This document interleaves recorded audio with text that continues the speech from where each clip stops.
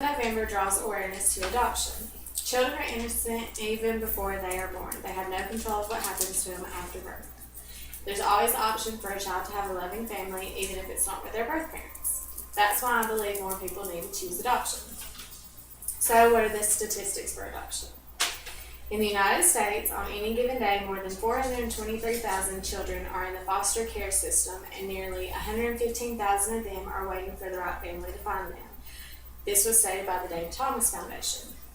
As a whole, approximately 140,000 children are adopted by U.S. families, 7 million Americans are adopted persons, and 100 million Americans have adoption in their immediate family, stated by IStandForLife.org. So that leaves me with this.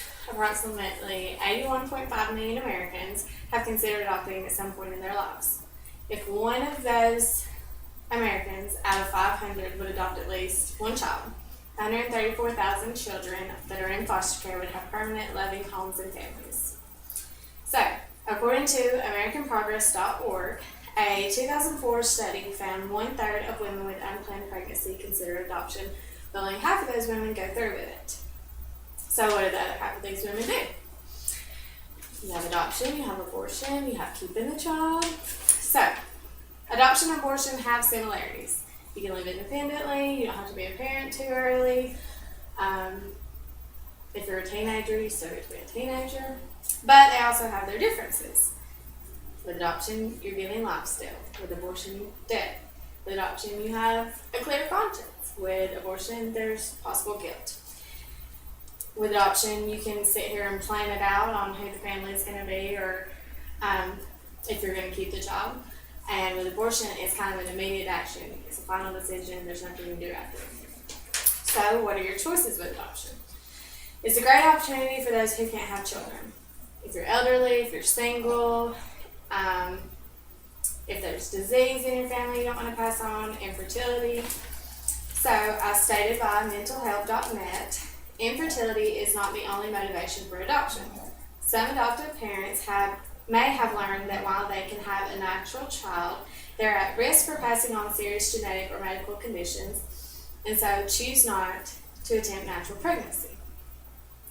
So this way, they can adopt, not pass on any genetic, like Down syndrome if that was in their immediate family, or spina bifida, or anything like that they may have the gene for, so it wouldn't pass on. Then you have domestic and international adoption. With domestic adoption, that's in the United States, international is other countries. There's only problems with that. With domestic, you can get a newborn child, whereas internationally, normally they're like toddlers or teenagers. With domestic, you have a time frame as to when you're going to get the child. You know, the pregnant woman, they choose you, within 9 months, you're going to have a baby. But internationally, it could take years. And even when you pay for everything, some countries have laws that they shut off. Even if you pay for everything, you don't get refunded your money and you won't get the child. So, then you have medical history. If you want to know everything about this child so you know if they're going to have any medical problems later on down in life, if you do domestic, you're going to have more of a range of knowing. But internationally, you're only going to have pretty much the birth mother and that's it.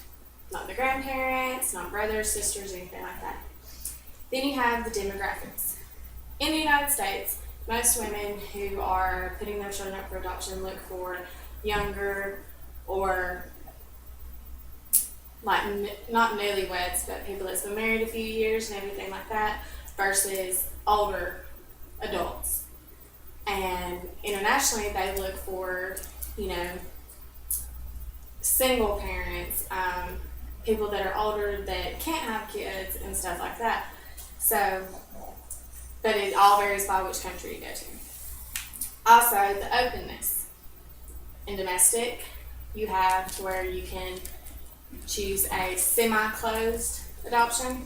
So that's where, the birth mother knows who you are, but they have no rights to come to your house. Internationally, you have no idea who the family is, and they have no idea who you are. So as stated by Resolve.org, many pre-adoptive parents choose international adoption because they do not want any contact with the birth family.